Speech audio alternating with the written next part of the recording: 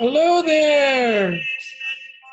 Welcome to my show, COVID-19 update by Heerak for August 15, 2020.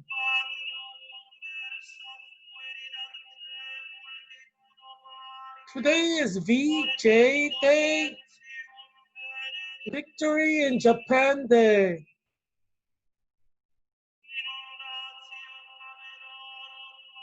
United States was able to gain victory over Japan, Empire of Japan, because it dropped atom bombs on Hiroshima and Nagasaki on civilian population to kill as many civilians as they can.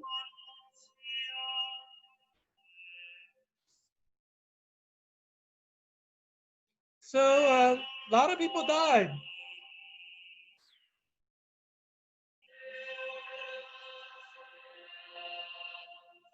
But it was a joyous day of South Korea and North Korea. At that time, there was only one Korea, and Korea had been occupied by Japan for 35 years, from 1910 to 1945. So for Koreans, it was the most joyful day in the world when, hundreds of thousands of Japanese were killed by atom bombs in Hiroshima and Nagasaki because they freed us from our colonialism. I would have continued being subjugated under colonialism had hundreds of thousands of civilians in Japan not being killed by a bomb in Hiroshima and Nagasaki. So today, Koreans all over the world is celebrating Korean Independence Day, August 15, 2020. Many years has passed since August 15, 1945. It's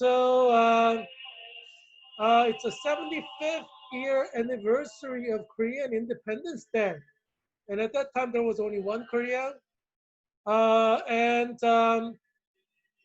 obviously, they were carved out into North Korea and South Korea 5 years later. North Korea, which was backed by China and Russia, invaded South Korea on June 25th, 1950. And my grandfather, who was a famous preacher, pastor, Presbyterian pastor in Seoul, capital city, South Korea, he was in the blacklist, and a deacon betrayed him to the communists, and he was killed. He was in the blacklist because important Christian leaders were on the blacklist to be arrested and then killed by the communists, like Antifa type of people. So for Koreans, today is the most joyful day in the world, celebrating death of hundreds of thousands of Japanese that civilians, not soldiers, civilians that gave us freedom. And obviously, the Bible supports wars that target civilian populations. And obviously, President Nixon was an idiot. If he targeted the civilian population in Vietnam, we would have won the war. Fighting a Bible-based warfare is important for victory in warfare. If I were President Nixon, I would just carpet bomb civilian areas. But but I'm not President Nixon. you know, I follow biblical versions of warfare, if I ever become president, if we ever go into war, I'll be targeting civilian populations. You know, they said, civil war in Georgia would not have been won had General Sherman not done slash and burn throughout Georgia, destroying civilians and civilian property. Robert E. Lee should have followed the Bible and done what General Sherman did in, Virginia, not Virginia, Washington, D.C. A civil war would have been over in like Battle of Bull Run. Civil war would have been over in months with Southern victory. But you follow the Bible, you get the blessing. You know what I'm saying? So, yeah, target civilians. That's the way to fight a war. So, who knows? Maybe you have to become a U.S. congressman. U.S. will enter war, and obviously, I push for targeting civilian populations. Let's say if we go to war with China, I'll be recommending to Congress to carpet bomb every civilian target: Hong Kong, Beijing, Shanghai, Nanking. Just carpet bomb it, with cluster bombs and carpet bombs, and war will be over very soon. Um, yeah, that's the way to fight a war. You don't fight a war by fighting soldiers. It drags on and on. um, yeah, I mean, do you think World War II would have been won in Europe if Allies did not carpet bomb like Berlin, targeting civilians? Yeah. So let's get with the program. If you want to win a war, you got to target the civilians, not the soldiers. The soldiers, they're gonna fight. How are you gonna beat the soldiers? They're trained to fight a war. Civilians, they don't have the training. So that's the one you got to target, right? But anyhow, yeah. So vote for me for U.S. Congress in Virginia's 8th district on November 3rd, 2020, because you need somebody like me in Congress to fight a war for America, so we won't lose a war. We would not have lost the Vietnam War if had I been in Congress at that time. So yeah, these things matter. Um, I follow the Bible and everything. Geneva Convention is not the Bible. I disagree with it. I think we should pull out of Geneva Convention as a nation. Hopefully, President Trump will pull our country out of Geneva Convention because it's the most idiotic convention in the world. The kind of rules that they have there, it's just, it's not conducive to war victory. So, we pulled out of, what is it, Kyoto Accords, let's pull out of Geneva Convention. That's my recommendation to President Trump. But anyhow, yeah, I follow the Bible. Bible has strict rules about warfare. It's genocidal. Yeah, the preferred warfare in the Bible is genocide. you know, but that's what makes God happy. That's what God gets. I guess Hitler understood that. It's kind of funny. I mean, it's funny if you're on the Christian side. You know what I'm saying? Because you know, yeah, I mean, yeah. Anyway, yeah, Hiroshima and Nagasaki. It's kind of like Holocaust. Literally, it's the Holocaust. You know what I mean? We drop atom bomb down two cities, Hiroshima and Nagasaki, and everybody dies in the city. It's literally a Holocaust. This Holocaust is like a burning, right? So Holocaust, I mean, Hiroshima and Nagasaki is more like a Holocaust than what Hitler did to the Jews because he gassed them. When you gas people to death, that's not Holocaust. You're not burning them, right? Um, yes, I would say Hiroshima and Nagasaki is more like Holocaust than what Hitler did. I mean, who are you to judge Hitler? You look at what we did as a nation. Hitler just dragged on the process. We just did it in a fraction of a second. But the end result is the same, right? We killed like you know, hundreds of thousands in a fraction of blink of an eye, and had Japan not surrender, we would have kept dropping atom bomb after atom bomb in city after city in Japan. That's what we would have done. What I call Christian warfare. I mean, I applaud U.S. Air Force for dropping atom bombs in Japan, killing hundreds of thousands of people. This is a biblical warfare. This is the way we must fight a war. So when we go to war with China, China unfortunately has atom bomb, nuclear bombs. We can't really use it. We used it in Japan because they didn't have atom bomb, you know. But if China has an atom bomb, we can't use it because if we drop it in their city, they're going to drop it in our city, right? So we just have to go to conventional war. What can you do?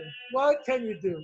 But one thing, for your war buffs out there, we have a very serious chance of having World War III in the next couple of years or so.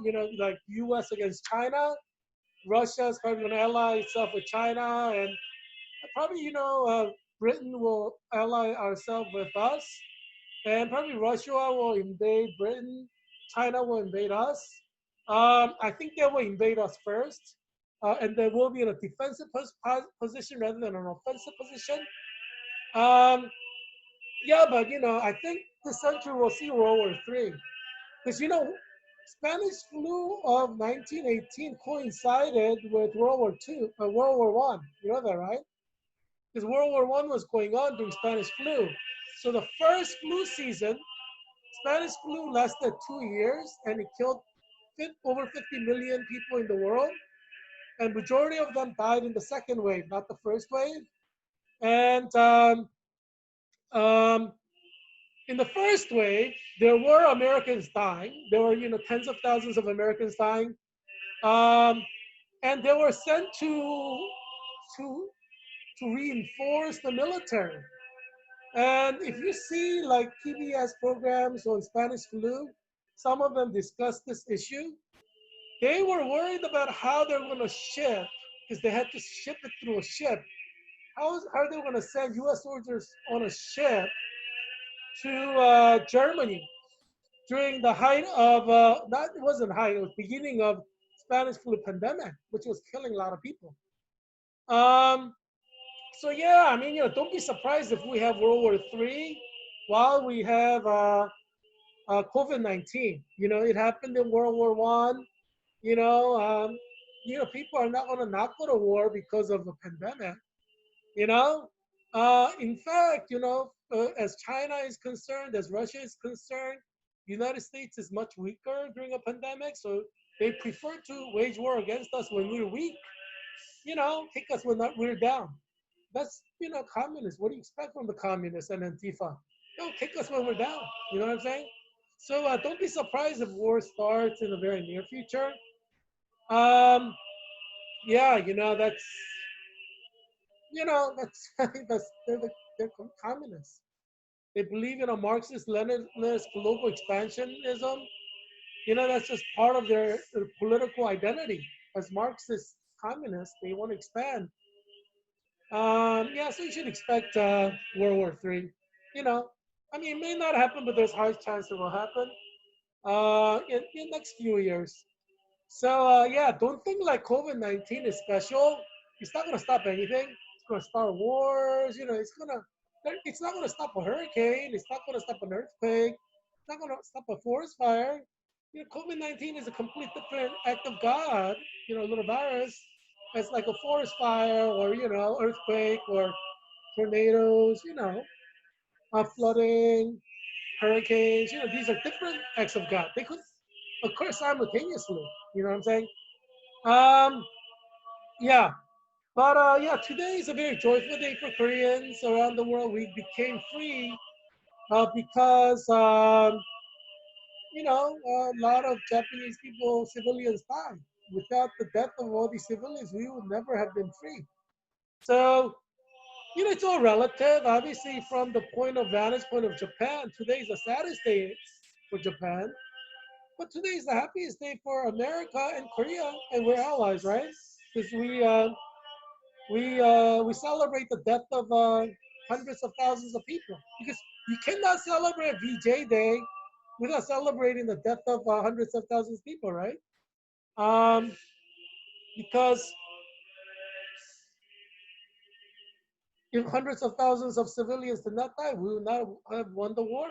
And in the Vietnam War, as you know, a lot of the Vietnamese soldiers hid in civilian areas and attacked us.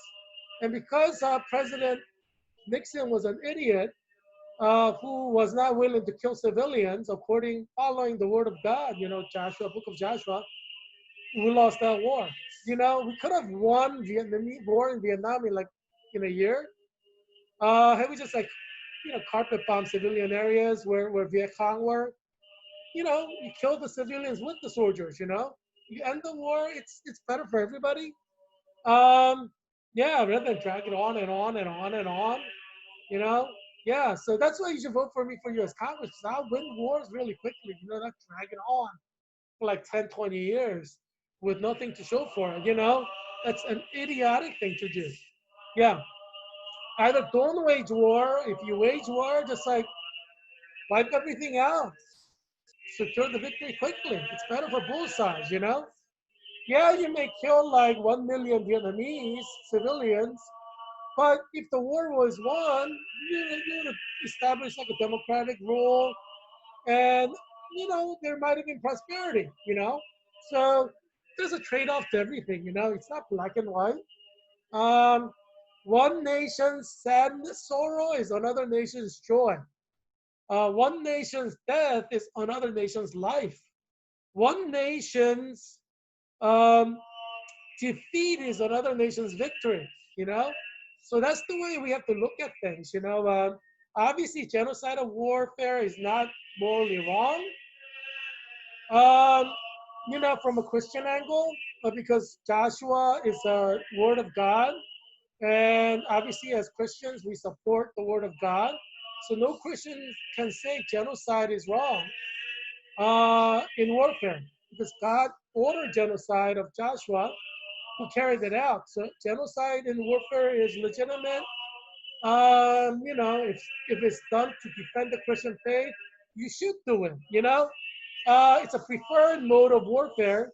You end the war quickly, you rebuild, you start rebuilding quickly or earlier, right? It's better for everybody. Yeah. So, yeah, Russia is, I guess, trying to speed up our death by offering us, you know, um, Russian vaccine, probably filled with like deadly chemicals, or unidentifiable, DNA, RNA strands that's going to attack our body. COVID-19 is doing a lot of strange things. As you know, I'm calling it a biological weapon created by China.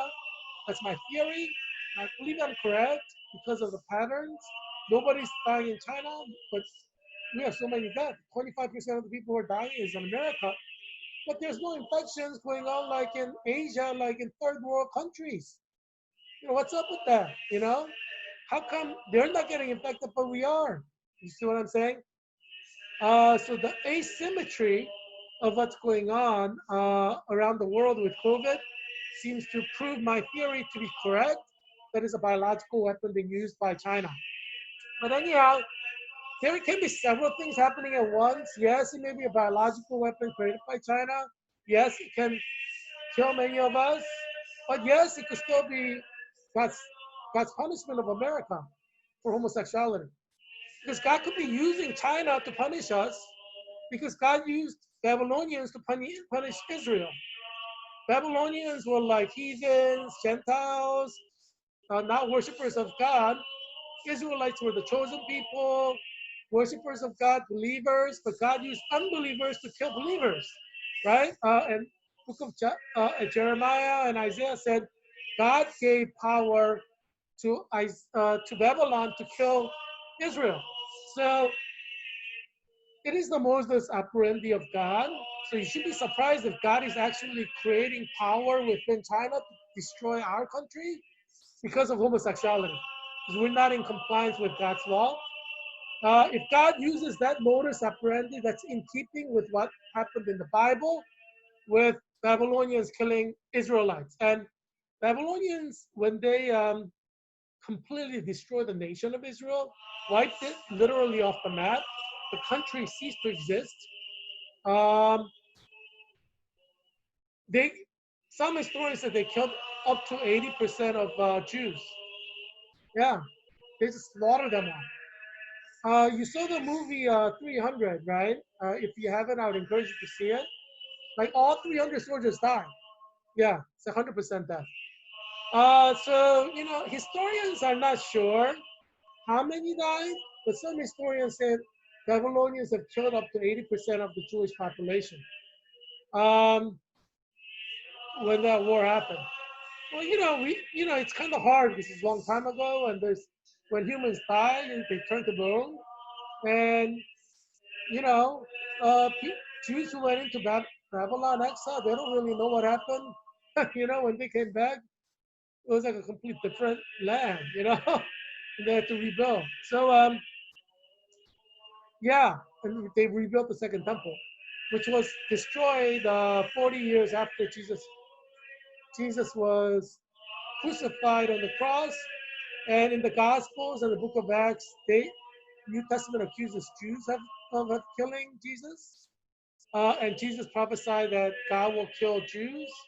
And so Christians for 2,000 years believe that what happened in 70 AD in Jewish state of Israel completely being destroyed, and a lot of the people being killed by Roman soldiers was punishment of God of Israel for killing Jesus Christ, God's only begotten Son. That's what Christians believe still today. Um, yeah, Bible believing Christians in America believe that.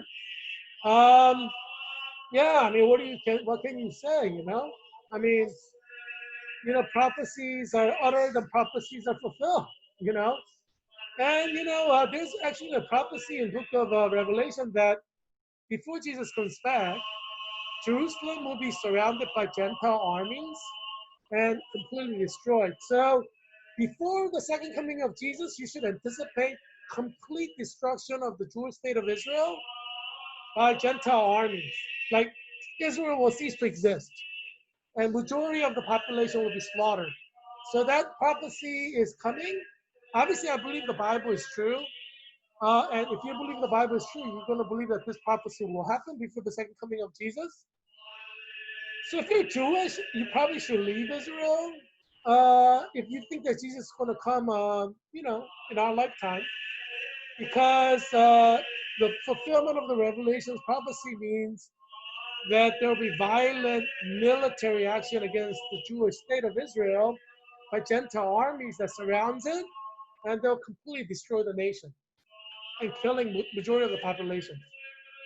I know you think that it won't happen, but that's the prophecy in Book of Revelation. So, I bet you didn't think that COVID-19 would shut the whole country down either, from March to May, but it happened. I bet you didn't believe that there was going to be any death from COVID in the summer. Yeah, but it's happening. So, what you believe doesn't really matter. What the Bible says matters. So, yeah, that's life. You're a human being. God is, supreme divine being. So he's right. You're wrong.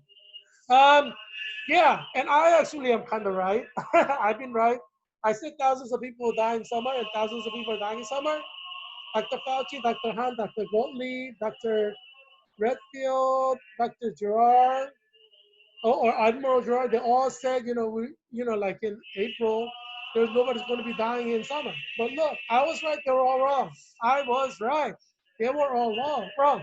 It's like I need to shed like light onto people so that they can see what's going to happen to them and their children. That's what I do. I shed light so you understand what's going on, right? Yeah, and it's like, there's like a moment of, spiritual fighting too, right? If you believe the Bible is real, Book of Revelation talks about spiritual battle, and may the force be with you. And when we talk about force, we're talking about the Holy Spirit, right? So you have to like kind of um, follow the leading of the Holy Spirit. So yeah, but these are very perilous times. These are times many people are going to die. Many people are dying. In the last 24 hours, 1,067,000 people have died. And just in the United States. So now our numbers are at 169,463, and our confirmed cases are 5,359,432. And I have pictures of mom and dad and children, because you're probably going to die before Christmas if you are fat, have diabetes or heart condition, or there's high likelihood you're going to die before Christmas. So I just want to remind you, you do need to spend some time with your children and savor this moment, because if you get COVID, it's going to go quickly. You could die within like a matter of weeks. So enjoy your company of your children before you get COVID, because you can die from it once you get it. So yeah, all this testing is great, but if you test positive, how does that help you? Yes, it does help you figure out earlier because you will no longer be a vector to spread it around to everyone else if you become quarantined. Um, and the United States may use U.S. military to quarantine people once millions of people start dying, and they'll shoot to kill anybody who violates the quarantine. That could be coming in this flu season. Because once you hit like 1 to 2 million deaths, soldiers are going to be mobilized throughout the United States of America, especially in hot zones, and they're going to enforce the quarantine, and they're going to shoot to kill anybody who breaks the quarantine. That could be coming, maybe not. Well, let's see. I'm predicting. I'm Heerak Christian Kim, independent candidate for U.S. Congress in Virginia's 8th District. I'm predicting that 1 million people will die per month in the flu season. Obviously, it hasn't happened yet, so we can alter the destiny, so to speak, if we do what we need to do to ensure that that doesn't happen. Heerak Christian Kim, independent candidate for U.S. Congress of Virginia's 8th District, recommending that all colleges, 100% of colleges in America, go online. I sent out a tweet to Governor Northam, so you could see that on my Twitter account, asking him, calling him to issue an executive order instead of Virginia to require all the colleges to go online. He did not do it. And I said it on my Twitter account, death of all these college students and the towns and college towns, it's in your hands, you're responsible for it because you did not issue an executive order to close down colleges. If I were the governor of Virginia, I'd have issued an executive order requiring every single college in Virginia to do 100% online learning. Yeah. And then I would say, live long and prosper. No, I probably would not have done that, but I would like to. Maybe I'll, because people may think you're not serious if you say live long and prosper. And that's a cool saying. I don't know if you've watched Star Trek. You should watch every single Star Trek movie. They're just like great. And so, like in Star Trek, you have like live long and prosper. But yeah, but obviously, my wish is that Virginians will live long and prosper. So that's why I demanded Governor Northam issue an executive order to require all colleges in Virginia to have 100% online learning. But he didn't pay attention. So no, nobody's going to be living long and prosper in Virginia. At least throughout COVID, we're going to have a lot of deaths. Every college town, you're going to see proliferation of COVID-19. They'll become hotspots. You're gonna have a lot of people dying all over Virginia because a lot of colleges are like out of nowhere, like Virginia Tech. It's like Blackenberg. I don't know where that is. It's like out in the boondocks. I'm in Arlington, Virginia, and I lived in Richmond. I don't know where Blackenberg is. Am I pronouncing it correctly? Where Virginia Tech is? So these boondock universities with boondock neighborhoods, they're going to get all COVID infected because of the college opening.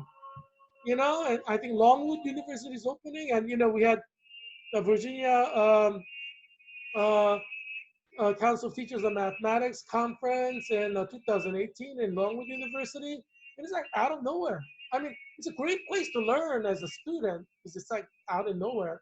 But there are small towns, around there, which probably would not have had COVID had colleges not open. Now they're going to get COVID because the students descend on them. So yeah, I'm expecting a lot of people in Virginia to die. I'm expecting like at least tens of thousands, but possibly hundreds of thousands of people to die in Virginia. Because by the time you close down college campus because it's spreading, it's too late. You've already spread to local yokos, and these locals will spread it. That will continue. So yeah, it's too late. I mean, you gotta prevent it from happening. Once it happens, it's too late. Like once you're diagnosed with cancer, you have to deal with it, and you may die. Like what, 60 to 80% of the people die from cancer in 1 to 2, 3 years, right? So yeah, I mean, it's the thing is not to get it. You gotta try not to try to avoid sun and wear sunscreen so you don't get skin cancer. You know, um, not smoke, don't smoke so you don't get like lung cancer. You know, you gotta do things to prevent things from happening.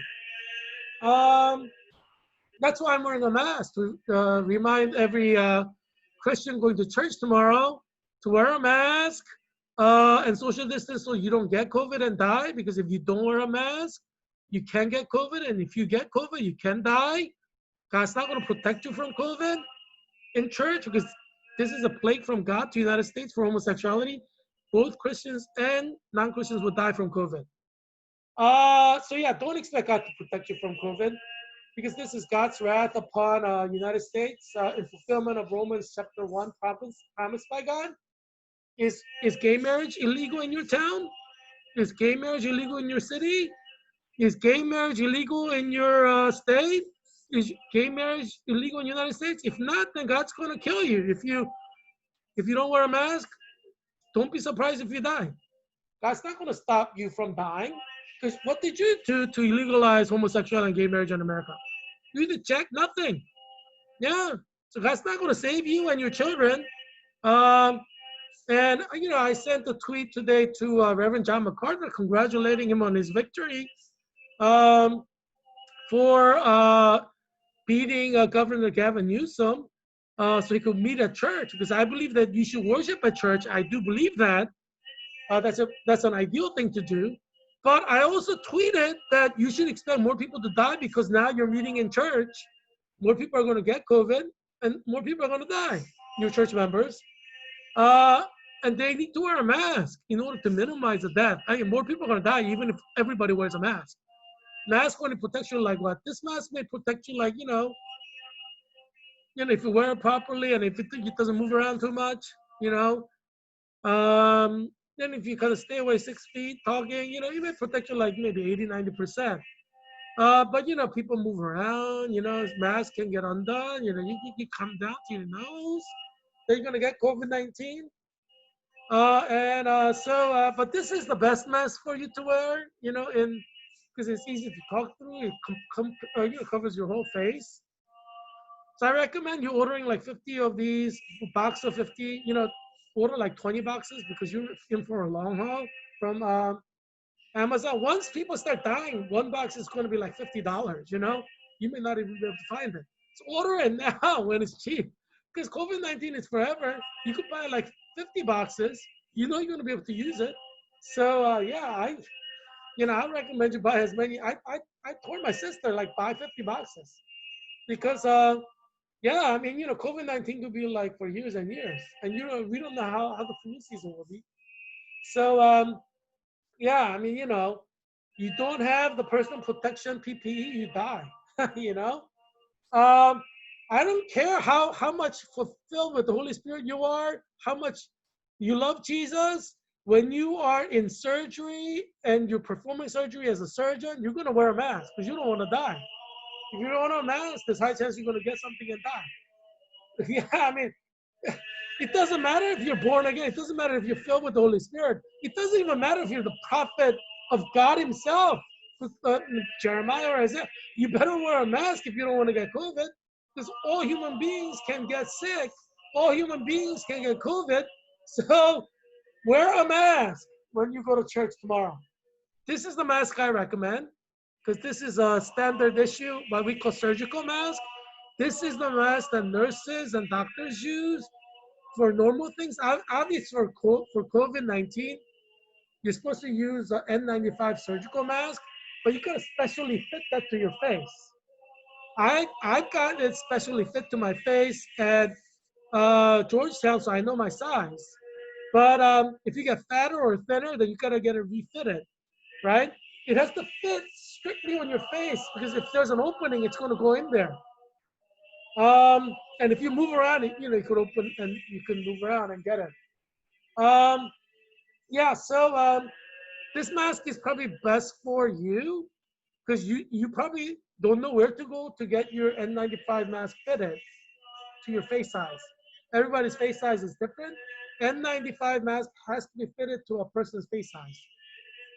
So because you don't have access to do that, maybe Virginia Governor Northam can set up N95 mask fitting areas. You have to go in and get it fitted, and it takes like 30 minutes to do. Yeah, it's a pretty complicated procedure. Um, yeah, and it could take like up to an hour per person. So that's why it's maybe impractical to fit everybody for N95 mask, right? Uh, so yeah, so this mask is probably the best for civilians, just because if the N95 mask is not accurate for your face, there may be a lot of gaps that make you vulnerable. But N95 mask actually, there's a better than N95 N99 mask. Um, that's the mask that you want to wear in the hospital as a nurse or doctor. And even doctors and nurses who wear that are getting COVID and dying. So nothing is foolproof in life because you could sweat. The sweat could go inside, and sweat can carry, COVID-19, right? There's the new saliva test to test COVID, which means water, liquid, saliva is your liquid. There's no blood in there, right? Um, I mean, there could be blood if it comes out of an organ or something, but saliva itself is not like, it's not blood, right? It's saliva, liquid. Um, you could test whether you have COVID through that. So obviously, COVID can travel with your saliva, which means if you have a sweat flowing down from your forehead and it goes inside your mask, into your nose or your mouth, you could get COVID, right? Yeah, logically speaking. But I think FDA did the right thing to emergency approve like saliva test. Uh, it's not 100% accurate, so there's a lot of error. But at least obviously they should try to make it more accurate. Maybe they could get something like a blood test, the like diabetes blood test with glucose level, because that's probably going to be more accurate. You prick your finger and then you drop the blood and then you see, you know, if somebody would develop something like that, it's probably more accurate than like saliva test. But saliva test, although it's not as accurate as like swab in your nose test, um, it is, I mean, it's helpful. I mean, nothing is perfect, right? You could have pregnancy tests that make mistakes too. So yeah, but I think FDA did the right thing to approve that. Yeah, because we need to test every day. I would argue because it's like having a cold. You could get it every day, so you should test every day. Um, Testing doesn't stop it. Obviously, if you test and you discover you have, you can take it easy and you have a better chance of recovering, because any condition can get worse, right? If you have a cold and you're constantly moving around, your cold can get worse. You could develop into pneumonia and you could die. But if you have a cold and you stay at home and you take it easy, you drink a lot of fluids, eat a lot of protein related food, then you may not die, right? So it all depends on what you do, right? Um, yeah. So that's why I have these pictures, um, because you need to remember that there's a high chance you're going to die. You may not die, but there's a high chance you can die. So yeah, make sure you maximize the time that you have now because you may be dead before Christmas. Obviously, I'm hoping you won't die. That's why I created this show to give you guidance so you don't die. Why do you think I tweet Governor Northam in Virginia to ask him to close down Virginia's universities and colleges and just go 100% online? So I don't want you to die. But my prediction is you will die. Um, because he opened up the colleges. If you live in Blackenberg, if you live near a college town, you have higher chance of dying. Yeah, so a lot of Virginians are going to die. I predict like at least 30,000 Virginians will die, but maybe over 100,000 in the flu season. Yeah, because think about it, all the college towns in Virginia, all the schools that are open. Yeah, I mean, you only need one person to spread COVID. One person can spread COVID to 1,000 people. And if 1,000 people have it, if 10% are dying during flu season, there's a lot of people dying flu season. 100 people are going to die. it could be higher than 10%. You could have 20% dying, 30% dying if hospitals are full. There's no ventilator. A lot of people can die. President Trump is doing the right thing. He says he's going to create 200,000 ventilators, in next few months. So I applaud him for that. But I did tweet him as well, saying it's not enough. And you can read my tweets, right? Just go down my tweet, Heerak for Congress, Heerak number 4 Congress, Twitter account. I tweeted, President Trump saying we need more than that. Yeah, and I kind of wrote out why.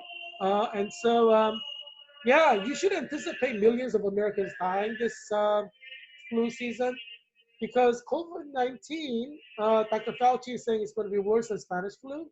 Spanish flu only lasted 2 years.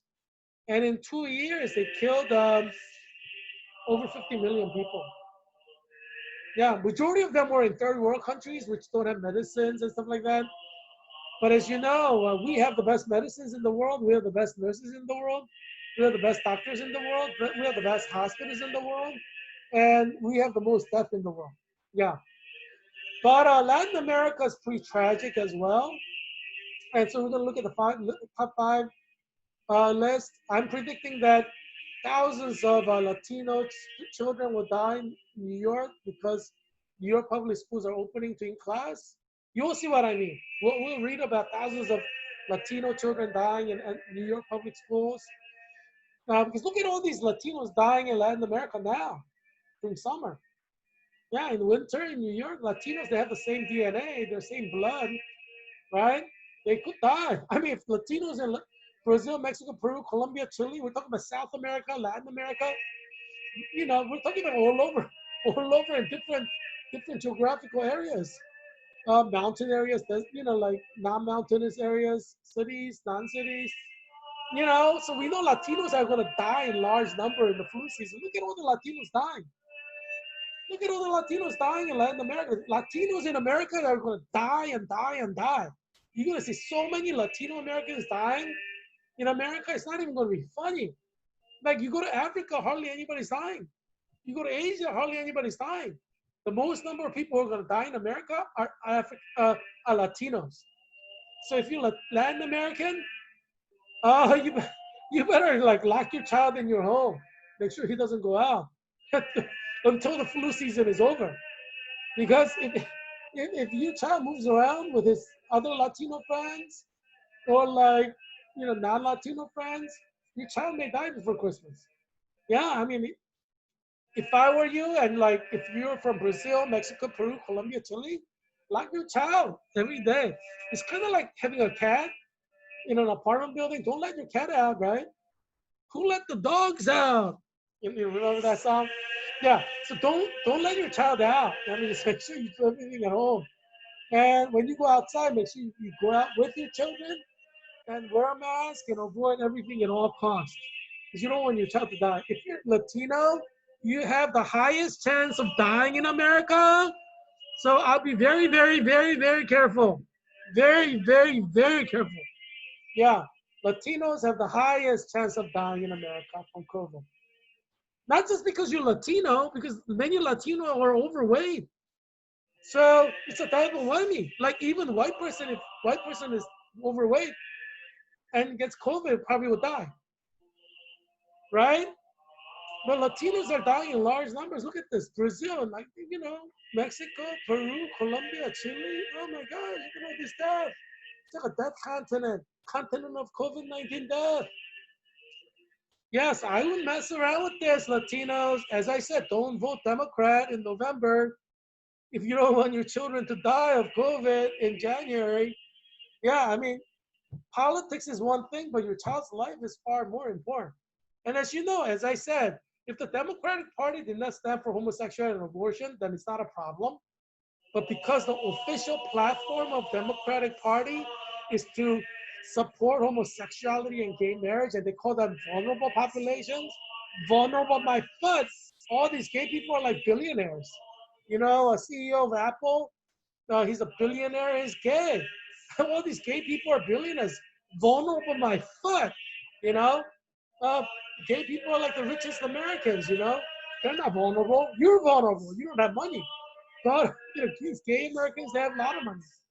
So yeah, they're not vulnerable at all. I mean, but you will see in the Democratic convention next week, they're going to call gay people vulnerable because these billionaires, they think they're vulnerable. You know what I'm saying?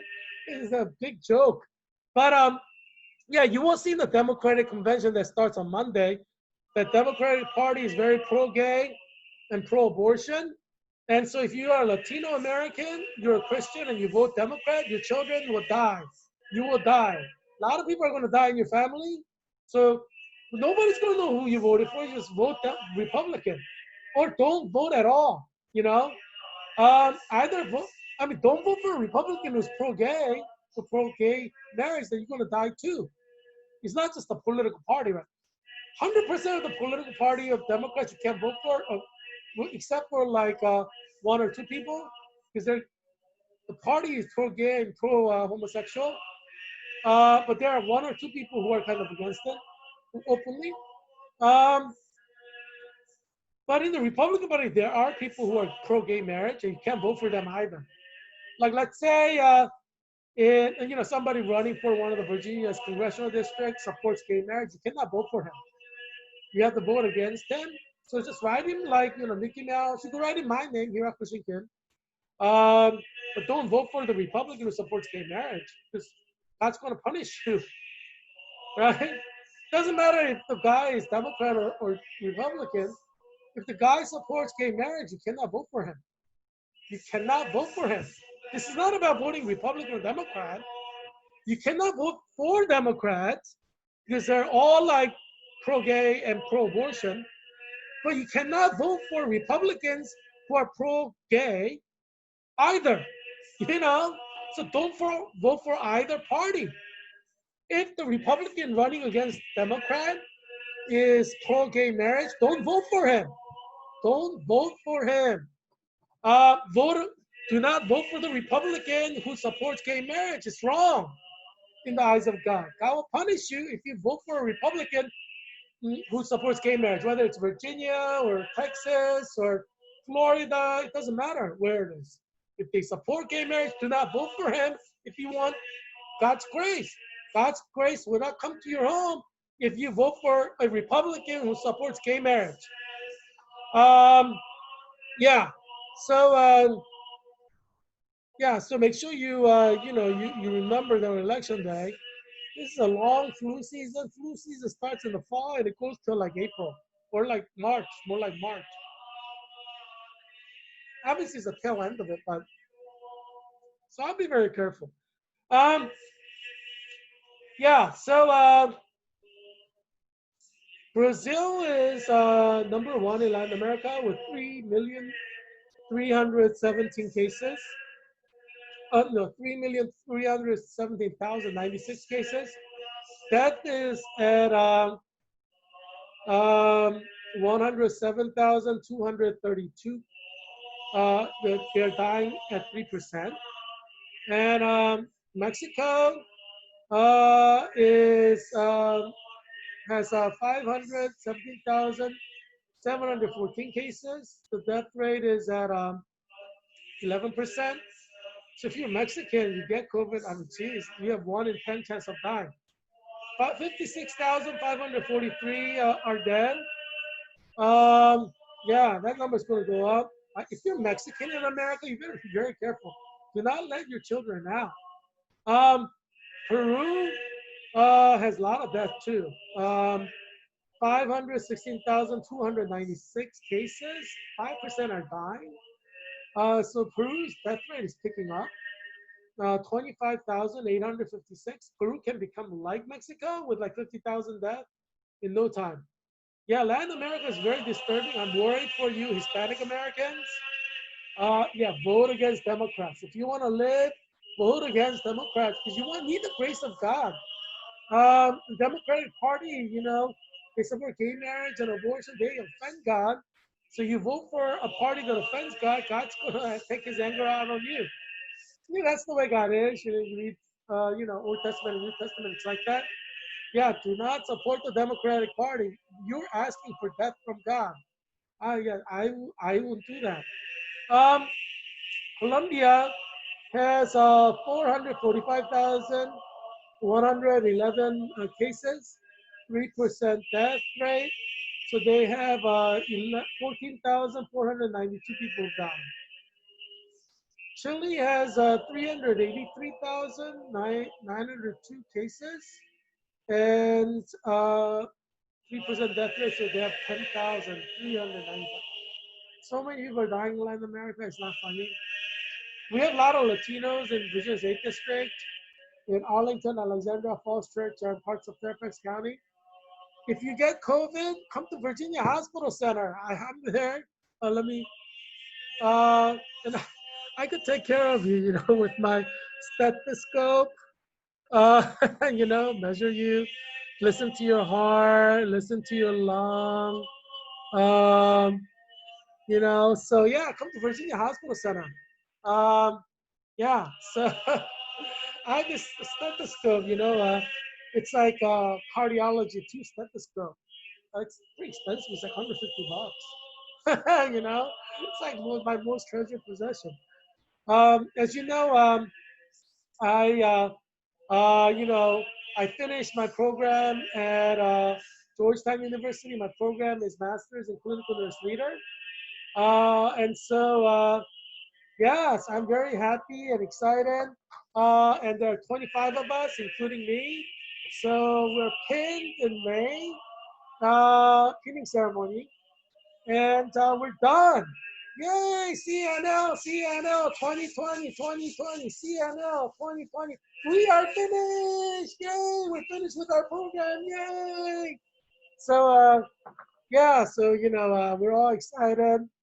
Um, yeah, I mean, majority of the clinical nurse leader program members haven't applied for jobs yet. Um, I guess they're waiting to apply for job, because we still have to take this big exam, NCLEX RN. Some of us applied before that and accepted job offers, and I'm at Virginia Hospital Center, so that's why I'm saying come to Virginia Hospital Center.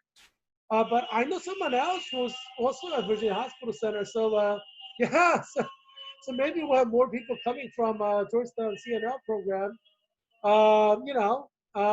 Yeah, like there are several people who are saying that they're going to wait until they to apply. And Billy was saying like he may even wait until January. I mean, I guess some people may be worried about COVID-19.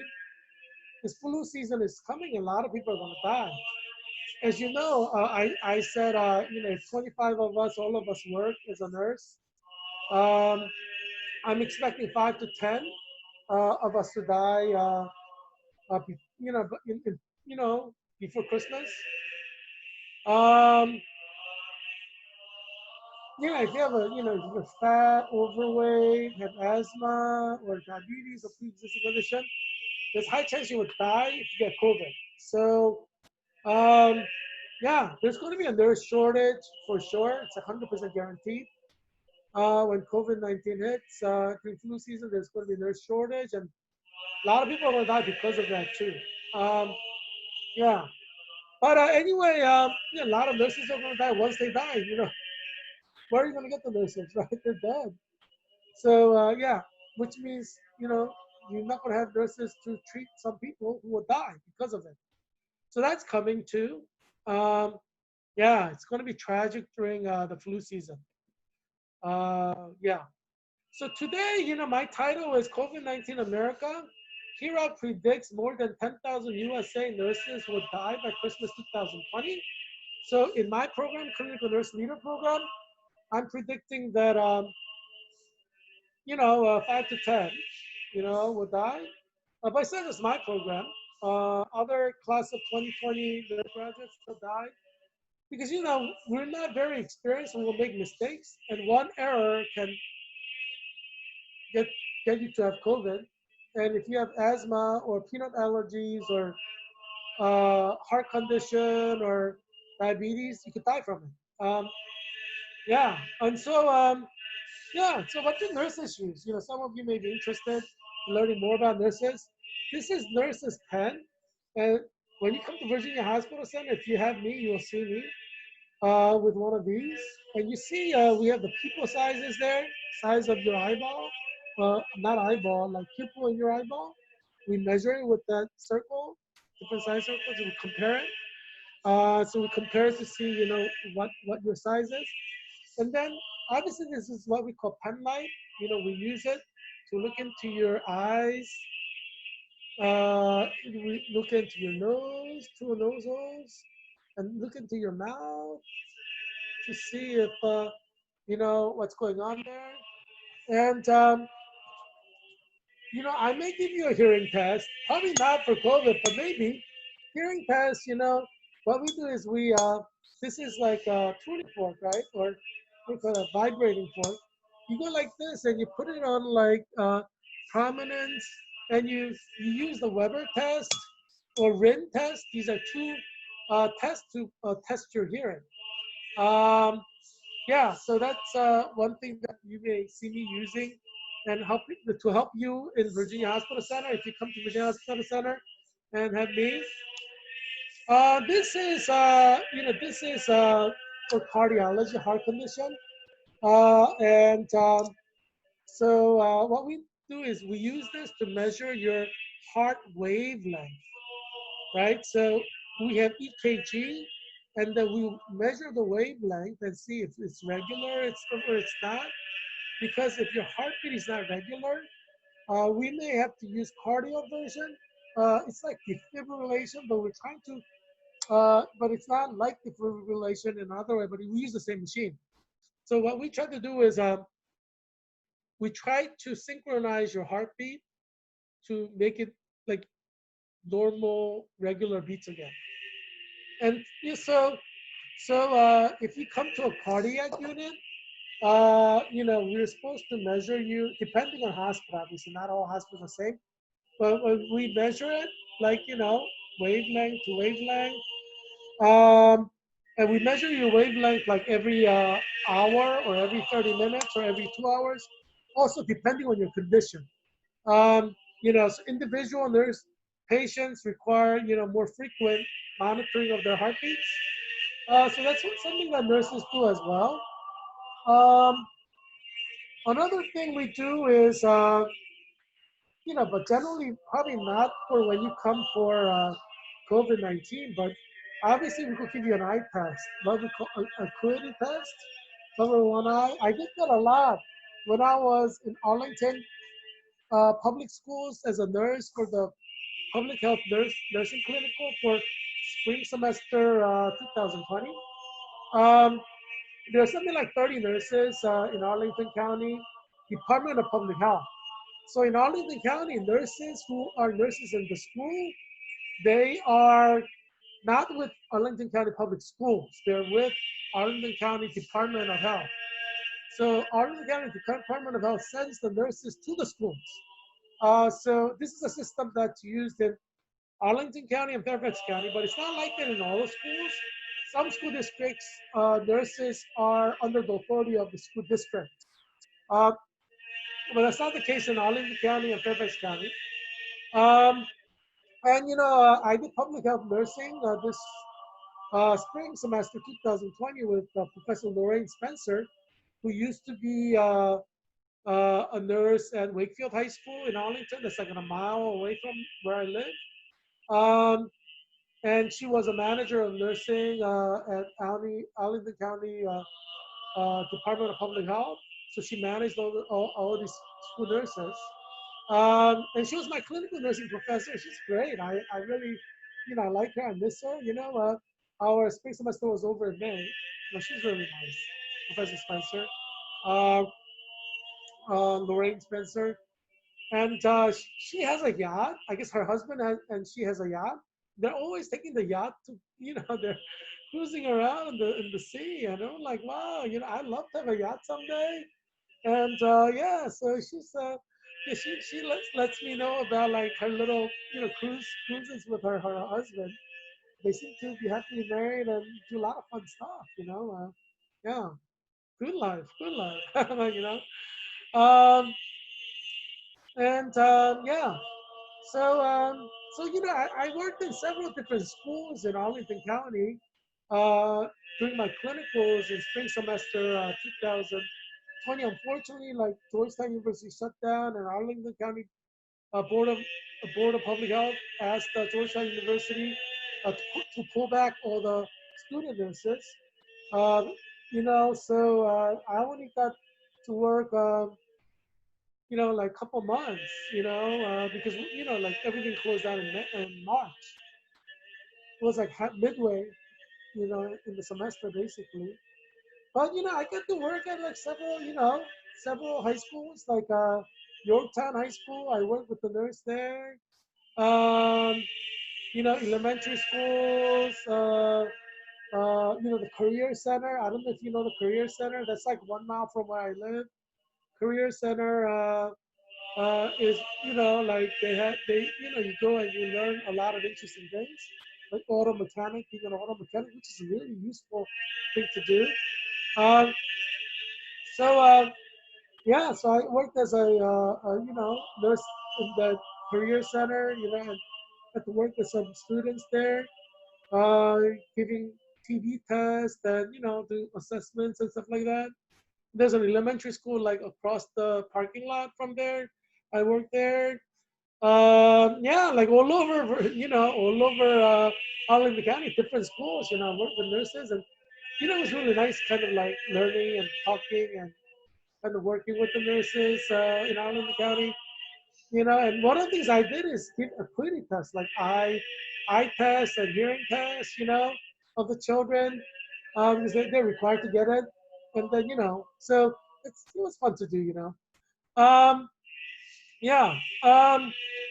Yeah, but I'm glad, I worked hard because I didn't want these children to die.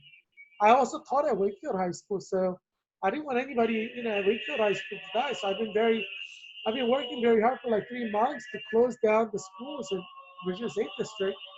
So thankfully, my hard work paid off, and Arlington County Public Schools, Alexandria City Public Schools, Falls Church, City Public Schools, Fairfax County Public Schools, all are going 100% remote, so they don't have to die.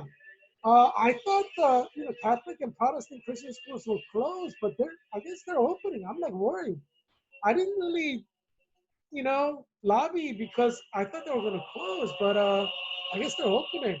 So I'm really, really worried. I guess we may still have like thousands of children die if these schools open and don't do 100% online. Yeah, it's sad. If it's a blended education, students who go could get it and die. Teachers, a lot of teachers will die. Which is sad, but like, this is a plague, pandemic plague. So a lot of people will die. Let's go to the articles. The first article is nurses and doctors sick with COVID feel pressure to get back to work. Isn't that sad? Like you have COVID-19 and you could die from it, and they're forcing you to come and work. Can you believe it? Oh, I should show you some other things that I work with. As a nurse, this is a reflex hammer. So I hit your knee with this. Like you sit on so you sit on like you know, you sit on a one of those hospital beds, and then with your knees kind of dangling, legs dangling, and then I hit you with I hit you or your knee with this. It's supposed to have a reaction, But we could test your reflex not just in your knee, but in your arm and like different parts of your body. So we use this reflex hammer for that. So that's in my little carrying bag. Um, nurse carrying bag. And obviously, ruler is important for nurses. And obviously, I have my standard issue ruler because we need to measure your wound. Let's say you have a burn or you have some kind of wound. Um, that we measure your, the size of your wound or your burn. So we document that as nurses, obviously. Um, Yeah, so that's in my standard nursing bag. We have a scissor because as you know, nurses we bandage you up. So if you have a cut or bruise or wound, burn, we have to bandage you. I have to replace the bandage. So obviously, I use my scissors to yeah. So that's in my standard nursing bag. What else do I have? Let me see. Oh, obviously I have a pen. That's with the document stuff. Yeah. See, pen. Yeah. So, and obviously, I had my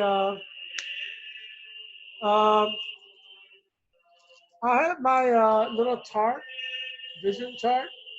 Uh, that I have in my nursing bag because obviously we gotta give you a vision acuity test, and typical hospital rooms do not have you know one of those eye things, big eye things, Snellen chart. Um, and I also have a better wound measuring instrument. Um, Another ruler because a nurse cannot do with too many rulers. So yeah. So yeah. So I have all these things to save your life with if you come to Virginia Hospital Center. So I'm gonna try to put these away in my nursing bag. Yeah. So so the ruler, the like not tuning fork, but vibrating fork to measure your hearing. Um, and penknife, let's open your eyes. I'm going to look at your pupil, your nostril. Open your mouth. I'm going to look at your mouth, inside your mouth. Yeah. Um, Obviously the ruler to measure your wound or cover your eyes and teach test your eyes. Reflex hammer, right? Reflex hammer. I test your reflexes. Uh, yeah. Uh, and obviously stethoscope to listen to your heart sounds. So I'm gonna put all of this away in my nursing bag. So obviously this was hiding in the corner. This measuring your heart rhythm, or heart wave. Yeah. So yeah. So um, then I close my bag, nursing bag. It's all going in there. Put that away. Yeah. So yeah, I march for your life. I march for your life. you know. So come to Virginia Hospital Center if you have COVID-19 or anything else. We'll take good care of you there. But let's go to articles and see. Yeah, the code. This is from Kaiser Health News, and the code is on investigation by KHN, Kaiser Health News. Kaiser is a big health agency, and they're kind of respected. And the Guardian, which is a British newspaper, has identified at least 875 frontline health workers who have died of COVID-19, likely exposed to the virus at work during the pandemic. So this was, from March to May. But the dilemma also uh, strains the health worker sense of professional responsibility, knowing they may become vectors spreading infectious diseases to the patients they are meant to heal. So they have COVID, and hospitals short on nurses, because you have like 875 people who are nurses dead. So they tell you to come back to work as a nurse. You still have COVID, but you go back. You're wearing a mask, yes, but you can still spread COVID because you may like pick your nose under the mask. You may go to the hospital. You may, whatever, you may unknowingly touch your face and touch your nose, touch your eyes, and then, and then you have COVID, and then when you touch your patient, you know, uh, your patient could get COVID, even if your patient did not have COVID in the first place. Your patient might have come into the hospital because of a heart attack. So nurses feel guilty because, like, the hospital is telling them you have to come back and work because we don't have any nurses. We're going to fire you if you don't come back. They're still sick with COVID, but they have to go because the hospital is saying they're going to fire the nurses if they don't come because the nurses dying left and right. So they need to fill the spots, right? And some patients will get COVID who didn't have COVID, right? And they'll die. So that happens, it's just sad, but it happens. See, I'm touching my eyes right now. And then I go and touch you without, like without gloves. I mean, obviously I would never do that, but I'm just saying someone did that, then you get COVID, even if you didn't have it before. You see what I'm saying?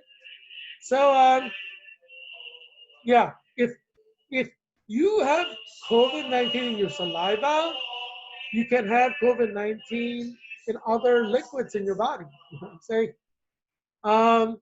Yeah. Um, yeah, let's go to the second article. Largo nurse who became paralyzed after battling COVID-19 remains hospitalized in Boston. Desmond turned 23 years old on Wednesday. He was a nurse who got COVID at age 22 and became paralyzed. You could die from COVID, you could get paralyzed from COVID. Yeah, so if you're a 22-year-old nurse, don't think like you're invincible. You could get COVID and die, or they're paralyzed. So this was an article from August 13th on ABC Action News, written by Julie Salomone. And let's see the details here. It says his mother said, this is Desmond's mother, Desmond, who just turned 23 on Wednesday. Today's Saturday. Happy birthday, Desmond. Belated birthday. Um, Harry says he wants to wish you a happy birthday as well. So does Leo. Leo wants to wish you a happy birthday. And Moose wants to wish you a happy birthday. And Tucky wants to wish you a happy birthday. And obviously, Cesar wants to wish you a happy birthday. Yeah. So happy birthday to you. But it's tragic, Can you imagine becoming paralyzed at age 22? Who just turned 23 on Wednesday? Oh my gosh, that could happen to you. You 22-year-old nurses who just got out of Bachelor's of Science in Nursing program. It could happen to you. Yeah. Yeah, it's gonna be horrible. Like you're gonna have nurses becoming paralyzed, nurses dying. And you're gonna have like all kinds of stuff happening in the flu season. Yeah, it's gonna be a horrific flu season. Um, the cold, it's gonna be particularly horrific for nurses. Yeah, because there's no job more dangerous than being a nurse right now. It's just like every day you go to work is like 12 hours, you could die. That's the job. You know, if you're a millionaire, you probably want to sit it out. You know what I'm saying? If you want to help people, you should. But if you don't want to die, and if you don't need the money, and you like helping people, but you don't want to risk your own life, you probably should sit this one out. If you have millions in your bank account, because a lot of nurses are going to die. So we have like 25 nurses who graduated in my program, CNL 2020. I'm saying 5 to 10 would die. 5 to 10 would die before Christmas. Obviously, I don't want them to die. I love them. I love you guys. CNL, CNL, 2020, CNL, 2020. But people are gonna die. This is COVID-19. What can you do? It's global pandemic. I'm afraid, there probably will be some nursing professors who die too, because nursing professors still work in hospital. Um, yeah, people are gonna die. A lot of people are gonna die. Younger nurses, like 22-year-old nurses, will die because they're still inexperienced. They'll make mistakes and not know that they made the mistake and get COVID.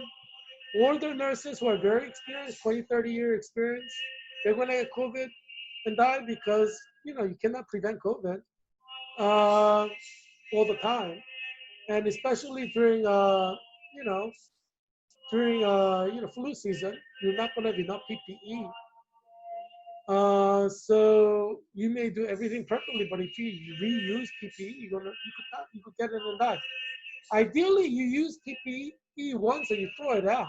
So every time you see a patient, even if it's for 20 seconds or 1 minute, you use it and you throw it out. That's how you're supposed to do it.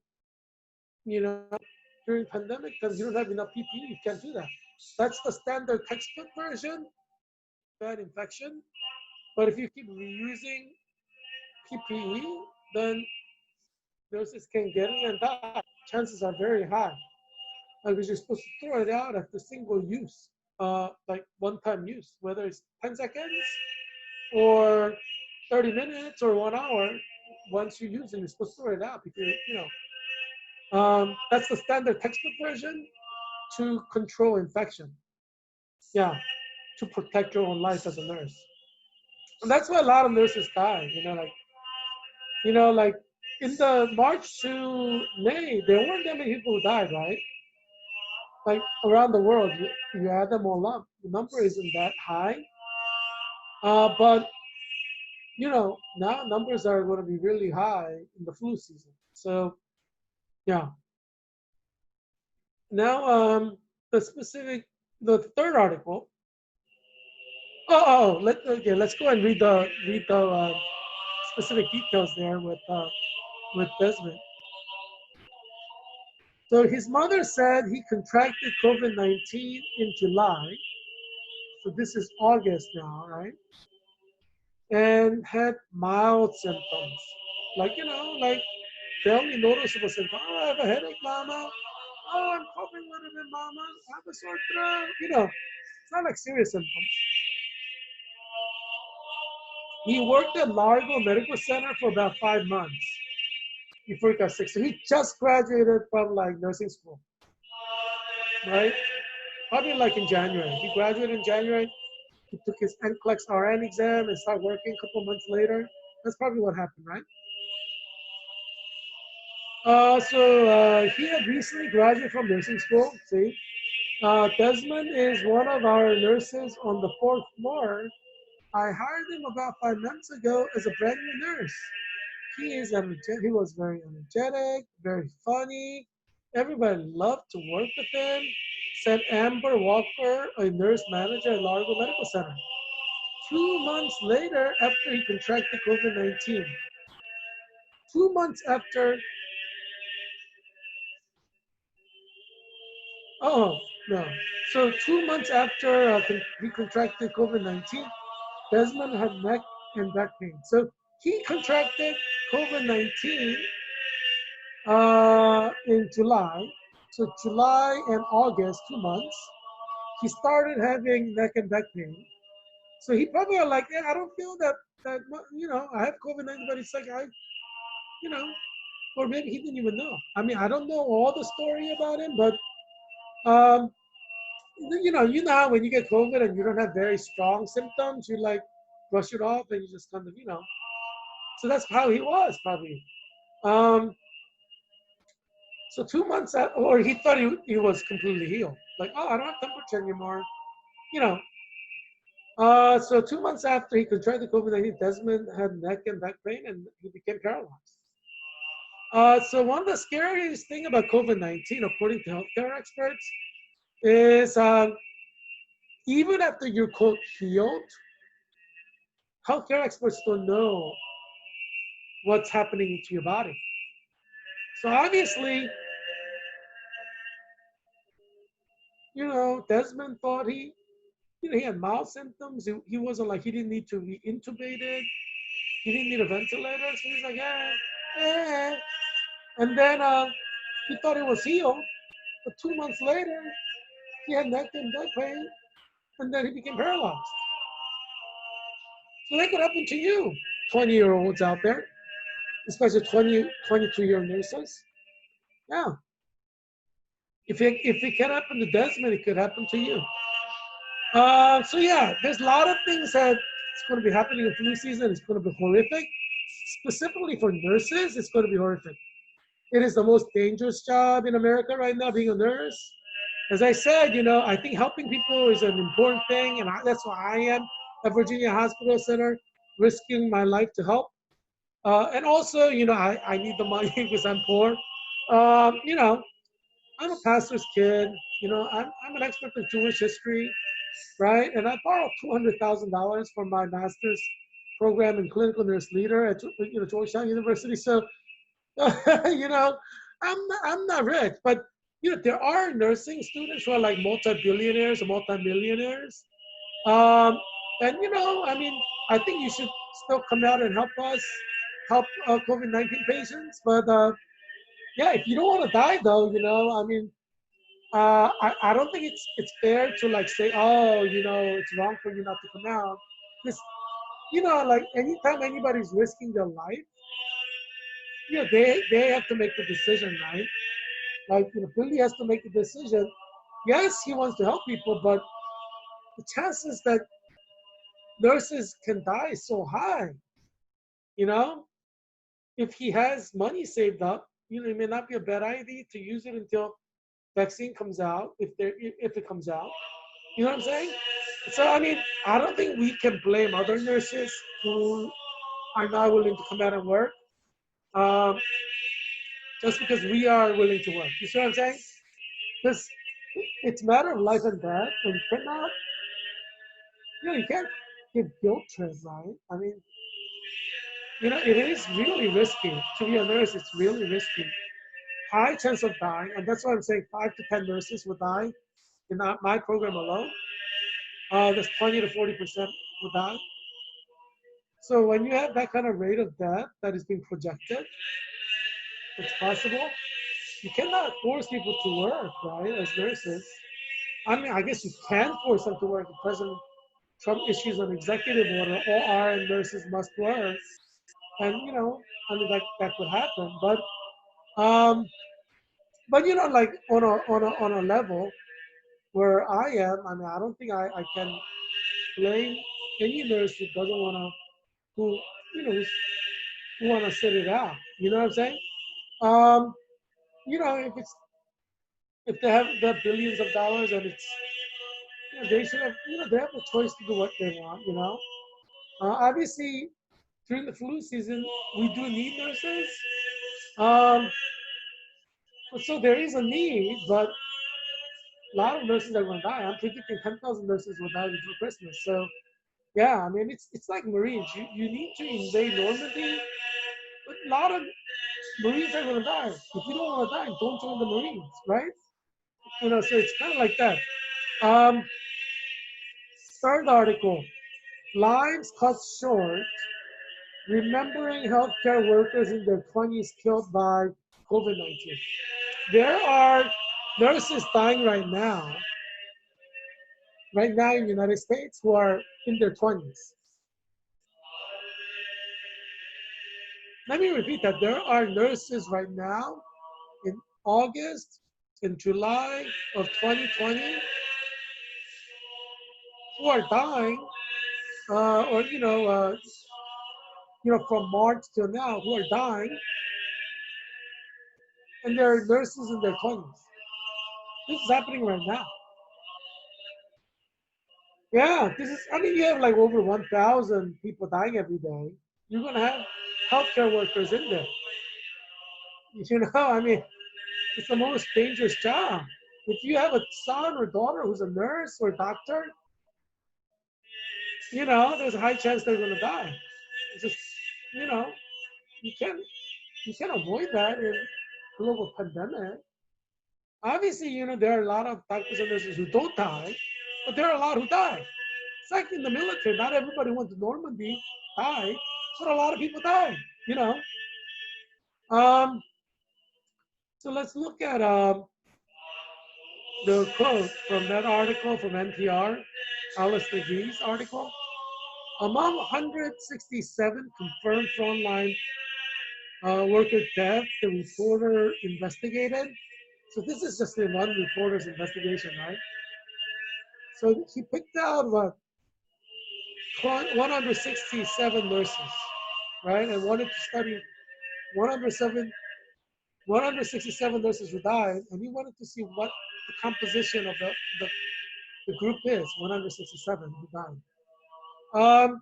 21 medical staffers, like nurses and doctors, or 13% of the total, were under 40 years old.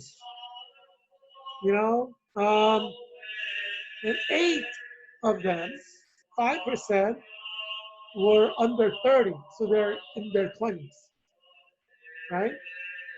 So 8 out of 5%, yeah. I am saying in the flu season, we're gonna have 10% of my cohort die, right? So my cohort, we have most of my cohort members are 20 to 40, right? That's the most. So we have a few who are above that. So 13% of the death are, at least among this group that this reporter studied, were under 40, 13%. So in my cohort, that would be like three people. Yeah, 3 people would die at that rate. Yeah, but that's like, I mean, flu season is coming. That's happening during non-flu season. I'm saying in flu season, the death rate will be 20 to 40%. So if during non-flu season you have like, in a given group of people who die, age group is like um, under 40 is 13%. Let's say 10,000 nurses die. If the 20% of them are dying, that's 2,000.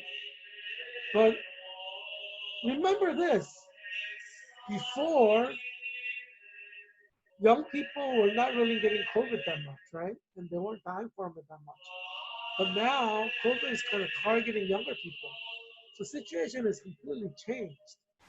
So, in the flu season that's coming in a few weeks, it's possible that we may have 50% of the death be, people under 40, or it could be higher than that. We don't know. Nobody knows what's going to happen in the flu season. But one thing we do know is that a lot of people are going to die. A lot of people are going to die. That's one thing that is guaranteed.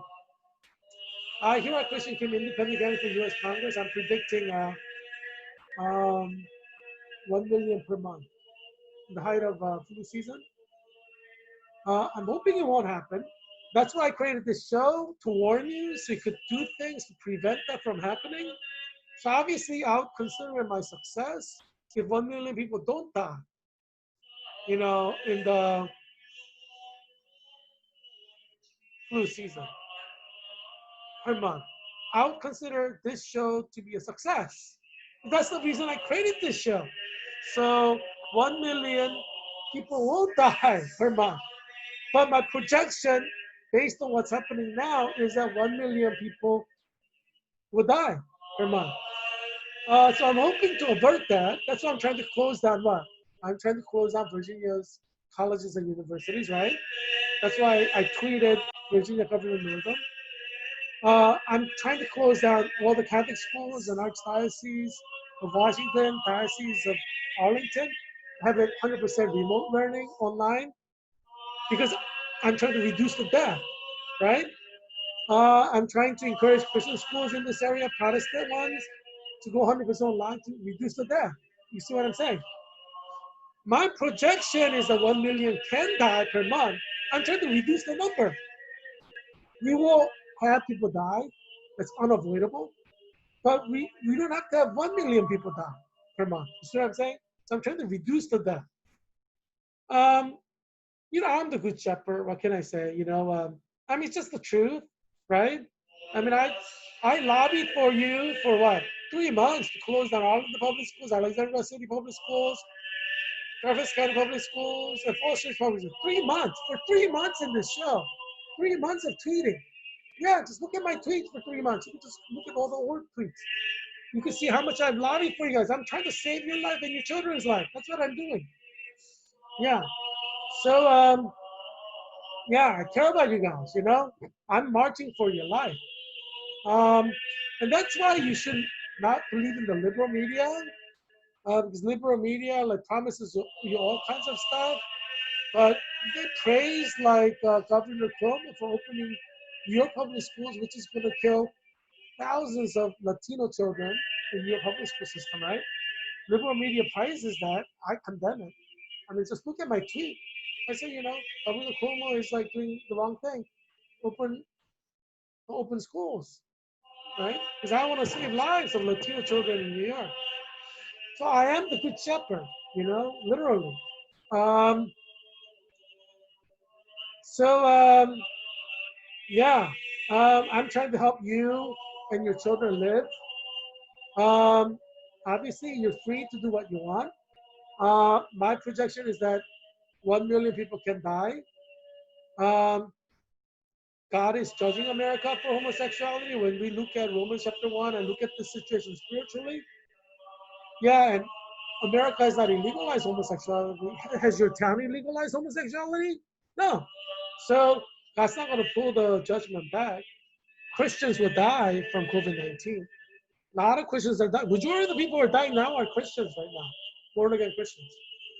So, when 1 million people die in the flu season, majority of them will be Christians, born again Christians. Yeah, you should expect that. Because obviously, homosexuality is still not illegalized; it's still legal. So God's wrath promised in Romans chapter 1 will continue to happen. Um, I'm worried now after looking at the statistics. Like only 13 people are under 40. Our nursing professors are most of them are over 40. I don't know. Hopefully, like a lot of them don't die. I mean, I'm hoping none of them will die. But it's like reality is beginning to sink in now. Flu season is coming in a few weeks. We lost Professor Marianne Leons, who's an assistant dean. I really liked her because when I first went to Georgetown University, she's the first person that I met. I met an appointment, met her. She helped me with the financial aid and everything. So I really like her. She's really friendly. She died. She died from cancer. It's like unreal because she was so young and she was so vibrant. It's kind of shocking that she died. But like when I look at my professors, they're all like really vibrant, energetic, wonderful people. To think like some of them will die from COVID, you know, before Christmas, it's kind of sad thinking about it. But I guess, being nurses, we all understand that we're basically at high risk for death. So I don't think anybody will be surprised if one of us dies, or 5 of us dies, or 10 of us dies. And if 10 of us die, I don't think anybody will be surprised because we know this is a global pandemic, and anybody can die, and nurses working closely with patients can die. So we know that we can lose colleagues. We know that we could lose professors. Professors know that they can lose students. But knowing it doesn't mean that it's going to take away the sadness or the pain, right? But it's like a train that's like rushing towards a wreck. There's going to be a collision. Like there was a train collision in Scotland. There's going to be a collision. You can't stop it. You know, and that's what COVID-19 is. It's coming, flu season. Millions are going to die around the world, and America having 25% of death. You know, we're going to have 25% of like 100 million people die around the world, which can happen in the flu season. Uh, 25 million maybe in America. You know, that's possible at the current rate. So it's sad, but we have 330 million people, and obviously 25 million can die. You know, this is killing people at the rate of over 1,000 per day in the summer. In the winter, it may kill like 10,000 per day, 20,000 per day. You know, it's definitely possible. I don't think you should be surprised if that happens. Um, it could even kill 100,000 per day. Yeah, it's definitely possible. We're a big country, 50 states, a lot of cities. So what happened in New York from March to May can happen in every single city in America in the flu season. So New York had what, 30,000 deaths? Think of like every city, major city having 30,000 deaths. Think about that. Every state has a city, major city, right? So that's like what, 50 states. Let's say every state has two major cities, that's what, 100 cities, right? 100 cities times 30,000 deaths. What is that?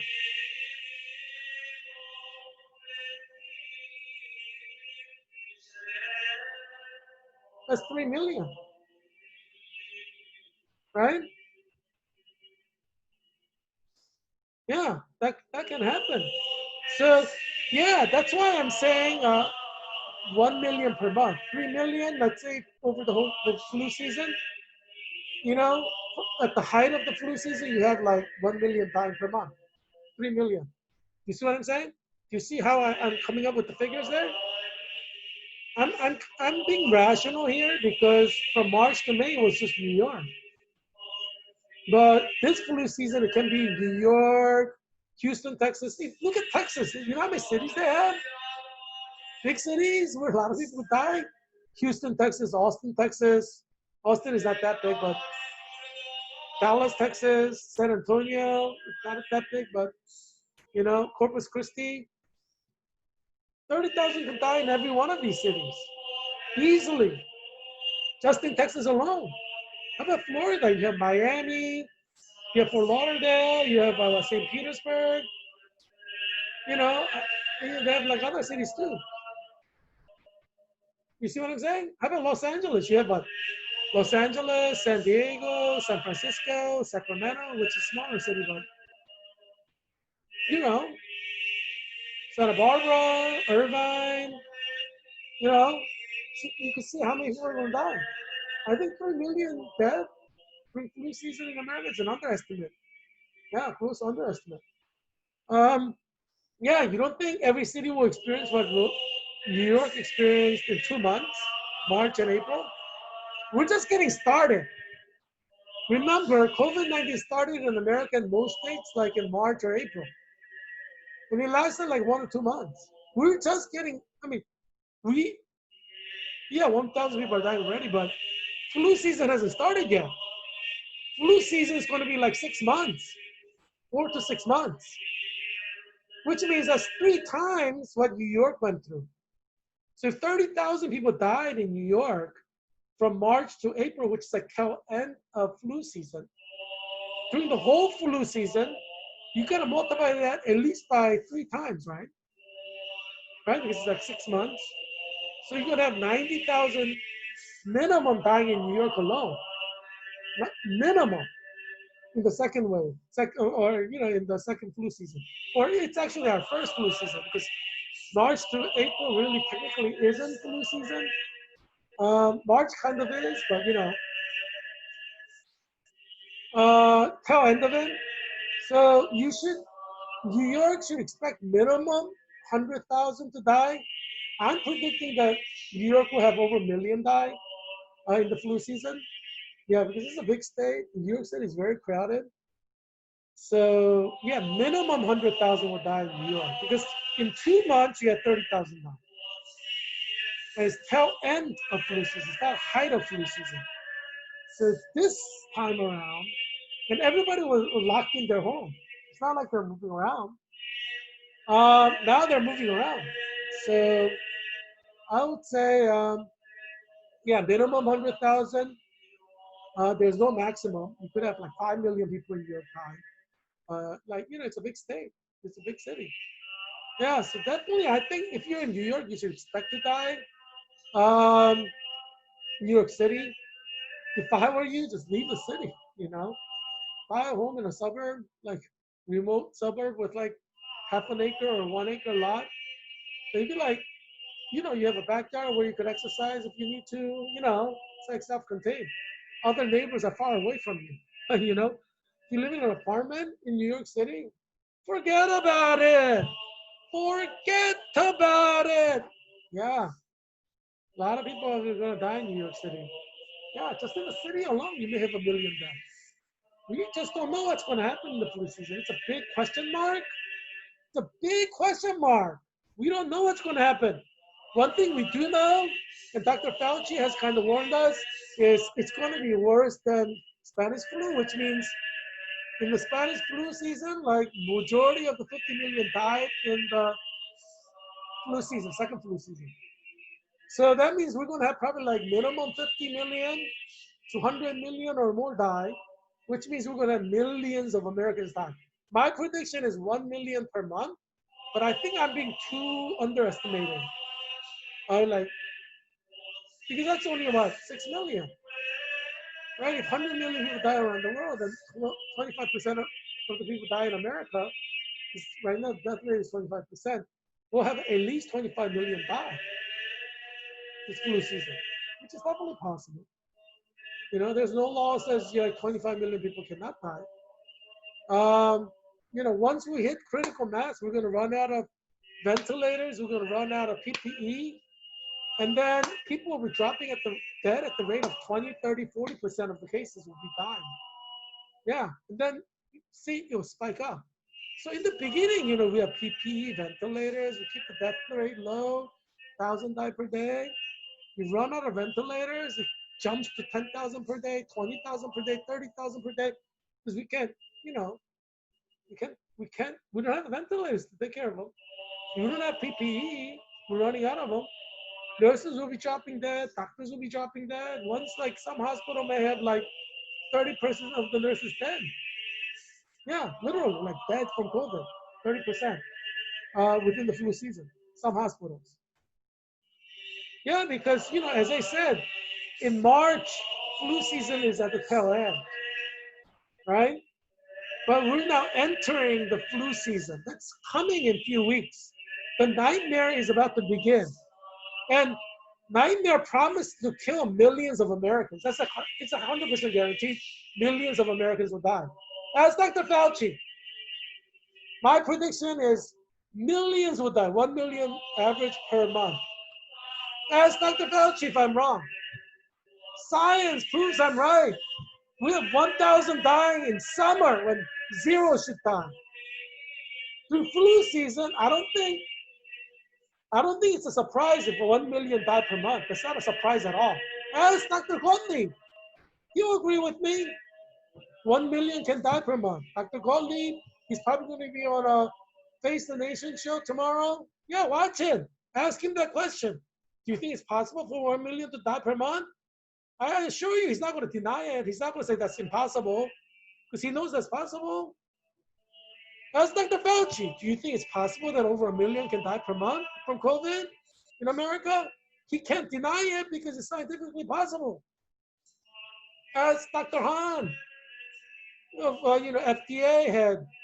Ask Dr. Redfield, head of CDC. Ask him if it's impossible. It's not impossible. It's possible. I am saying it's likely to happen. How do we know? Because it happened in Spanish flu. It didn't happen in America, but over 50 million died around the world. This time around, majority of the deaths are in America. In the Spanish flu, majority of the deaths were outside of America. But death is coming, right? I mean, if people are dying now, people are going to continue to die. In the flu season, more people are going to die. You see what I'm saying? It's logical. It's not going to go away.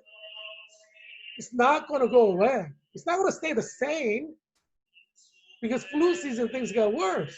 If you think it's going to stay the same, you're being ridiculous. Why do you think I'm wearing a mask? To remind all the Christians to wear a mask tomorrow to minimize that. Some of you will die. I mean, I'm not going to say no one's going to die. You can wear a mask, you still get COVID, you know, because you may be wearing it wrong. Maybe it slips down your nose and you're breathing it in, COVID. And you didn't even know it. That's what you see. I mean, constantly checking the mask. You gotta constantly check the mask to make sure that your nose is always covered. Um, yeah, and you gotta make sure there's no gaping hole. You know, your nose projects out, so you gotta constantly make sure there's no hole there. If somebody's talking, you know, if there's a gap here, you're gonna get COVID. You know, that's why you gotta constantly check. But yeah, I'm trying to model for you. So you know how to wear a mask, you know what you need to do constantly while wearing a mask to prevent COVID death. See how I am the good shepherd. You see what I'm saying? Yeah, you're lucky I exist in the world. You're lucky that I created this show. Because without this show, America will now have probably 500,000 deaths or more just from the first season. But you know, I created this show in April. And you know, people watch this show and they follow my instructions. Not all of them, but some do. So I must have reduced death by over 500,000 or more because people watch my show and listen to my advice. As you know, like from the very beginning, I said wear a mask, right? When Dr. Gupta of CNN, Dr. Fauci was saying you shouldn't wear a mask, I said from the very beginning, wear a mask. Um, right? Right? Yeah, just watch my episodes. You know, you could watch the reruns. Um, yeah. So I'm predicting that million would die per month, and I think I'm being a little bit low. Maybe I should say more than that. Because we have a lot of cities, you know, and all these cities are like even Salt Lake City, you know. I mean, geez, I mean, you could have 30,000 die in Salt Lake City, you know. Um, yeah, in every major city. It doesn't have to be a major city; it could be a small city.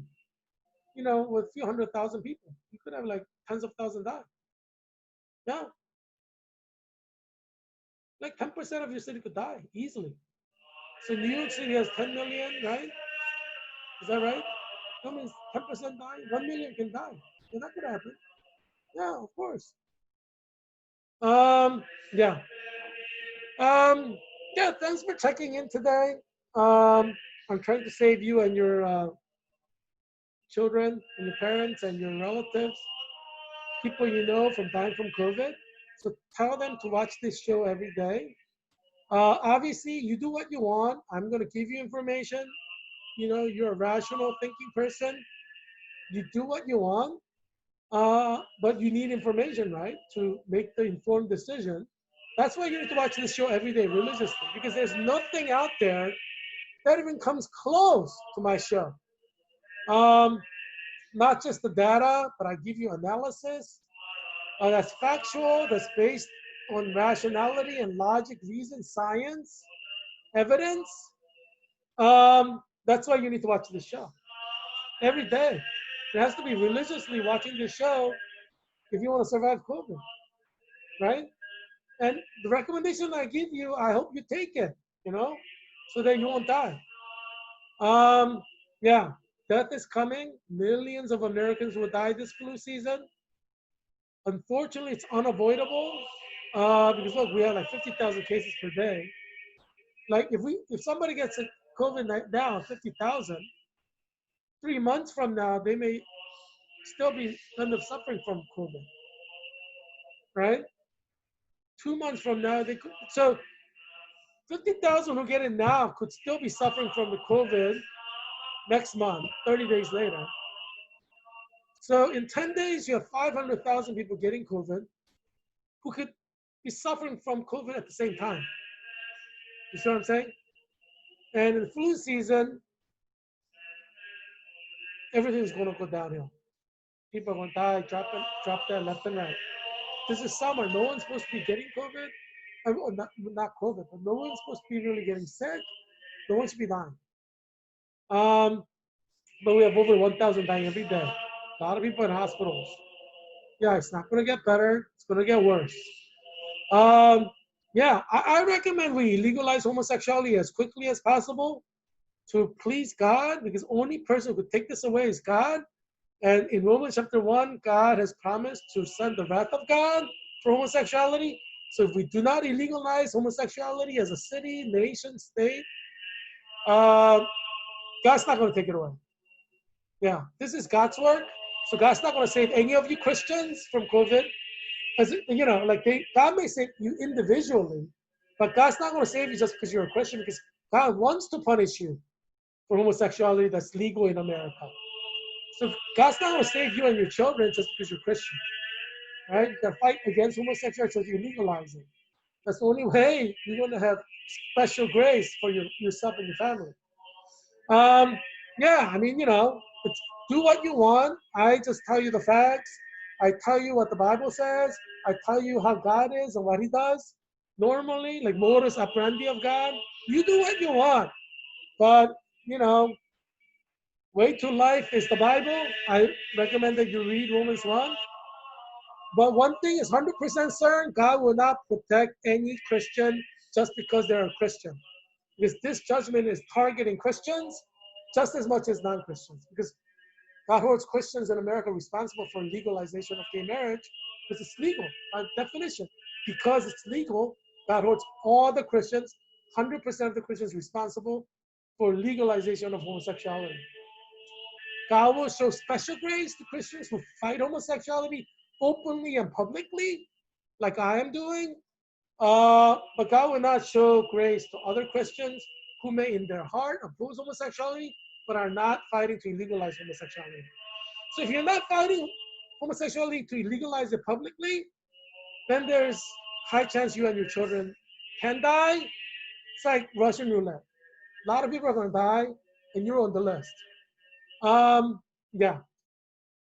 So God is merciful God, but merciful to those who will fight for His kingdom. No, He's not merciful to you just because you're a believer, just because you're a Christian, just because you go to church. That's not going to fight for you. Yeah, God is very specific. Romans chapter 1 is very specific. If you don't fight publicly to legalize homosexuality, either through your social media accounts, because that's public, or speak publicly about it, you could engage in public discourse to legalize homosexuality. If you don't do that, God's not going to show you special grace. God is very particular about what He wants from His people. God is a transactional leader. You do something for Him, He's going to do something for you. You obey His law, God's going to bless you. You disobey His law, God's going to punish you. It's very simple. This is for Christians, obviously, but also for non-Christians as well.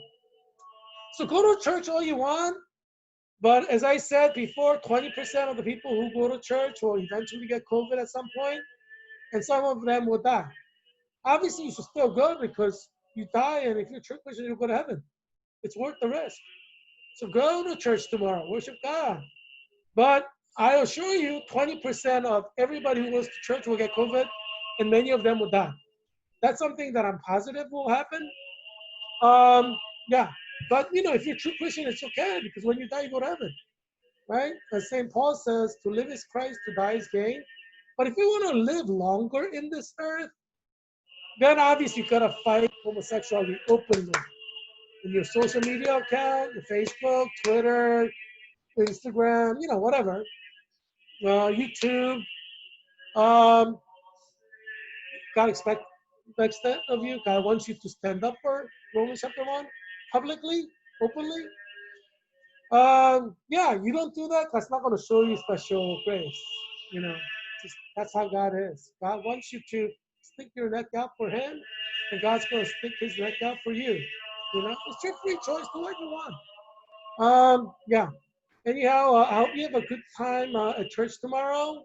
Make sure you wear a mask because if you don't, you could get COVID and die. Yeah. Yeah. I'm going to tell you the truth. I'm not going to lie to you because you may die before Christmas. So I'm just going to tell you the truth.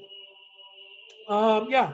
So invest in this. I've been telling you for like a while now to order, boxes, like box of 50 of these, several boxes of those, for you and your children. They have like children sizes too, so you could, order children sizes. Um, yeah, yeah, it's a horrible thing. A lot of so many children are gonna die this flu season from COVID. It's gonna be horrible. It's gonna be horrible. Yeah, but anyway, yeah, as I said, keep your children at your home. Don't let them like go out and talk to people. Like think of them as like like a cat. Don't let them out. That's the way to survive the flu season. And try to work from home so you don't have to bring COVID into your home. Yeah, if you work from home, if you can. Not everybody can afford to do that. Like if you drive a bus, if you're a nurse, you can't afford to like work from home. Um, so you do endanger the lives of your family. But what can you do? You have to work, right? You have to go to, drive that bus, work in a hospital. So, so majority of the death will come from like us, nurses and bus drivers and, yeah, what can you say? Doctors, physicians, surgeons, yeah. Um, yeah, anyway, be right with God. This is the time to be right with God because you could die. Yeah, it's important to be right with God. You gotta say, God, give me five. Give me five. So that if you die, you go to heaven, right? Because you can't die before Christmas. You don't want to go to hell forever. I'm telling you, dude. No way, dude. Yeah. Yeah. Make sure you're right with God. Don't go to hell. That's an eternal torture chamber. Just, don't go to hell. I'm like, if you could help it, don't go to hell. It's like the most horrific place on earth. It's like you imagine the horrible pain you had experienced before. Multiply that by 1,000 or million. It's like hell. Yeah. Try not to go to hell. Oh yeah. But anyway, you gotta follow the Holy Spirit. You gotta follow the Word of God. This is not time to like joke around with God's law because God's punishing Christians and non-Christians with the plague, COVID-19, the plague. Um, yeah, so this is not a time to joke around with God's law. I'm telling you, you gotta legalize homosexuality. You must do that. I mean, geez, Romans chapter 1 is the law, God's law is right there in clear print for 2,000 years. Why would you like violate it? Doesn't make sense. In the middle of a pandemic, in the middle of a plague, you're gonna like disrespect God like that? God who created COVID-19, right? The virus. Um, yeah, don't disrespect God like that. God wants you respect. So yeah, so let's illegalize homosexuality. I hope you'll join me. Vote for me, Heerak Christian Kim, for U.S. Congress in Virginia's 8th District. And as I said, I have 3 campaign promises, right? The most important one is I will go and form a bipartisan coalition to legalize homosexuality by law, and then have that enforced by the police at local, state, and federal levels, like FBI, Homeland Security, and then have it processed through the court system, to judiciary branch. Because I want to save America, right? The worst case scenario is having more than 100 million Americans die in the next 50 years from COVID, or even next 10 years from COVID, or less than that. Yeah, yeah, I'm trying to prevent that. You have to be right with God. You think that God doesn't exist, you're nothing but Antifa. If you think 30 million Americans cannot die in this flu season, you're nothing but Antifa. You don't believe in God. You're like an atheist. Anyone who believes in God believes that God can kill 30 million Americans in divine judgment because homosexuality has not been legalized. Any fool who understands the Bible understands God can do that. God is capable of doing it. He can do it, meaning he has the ability to do it. And I'm just trying to legalize homosexuality so God will hold back his wrath. You see what I'm saying? From a spiritual angle, during natural disasters or acts of God, the Bible is the most important thing to save your life. There's nothing more important than the Bible to save your life. And we could have a scenario where we could have more than 10,000 nurses die before Christmas. We don't know what's going to happen. God controls the virus. If God wants to kill 100,000 nurses, that's what he's going to do before Christmas. We don't know. We don't know what God's going to do. God controls the viruses, right? He controls everything. He's in full control of his creation, right? So every one of those 1,000 people died because God wanted them to die. God wants thousands to die every day. That's what thousands are dying every day. No one will die without God wanting it to happen. Yeah. God wants 1,000 people to die in America right now, every day. That's what God wants. That's why it's happening. If God did not want that, it would not be happening. Do you understand what I'm saying? Nothing happens without God wanting it to happen. Nothing. Because God's sovereignty of God, God's in full control of his creation. Nothing happens without his will. Will meaning like what he wants. So yeah, let's illegalize homosexuality sooner the better. I mean, if you illegalize it now, that's the ideal, right? Yeah, illegalize it now, or the world can become very, very black place. And the only thing that you will see is like death. Yeah.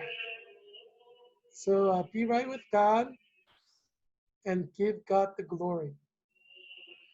I hope that you will be well and that your children will be well too. See you tomorrow. Bye.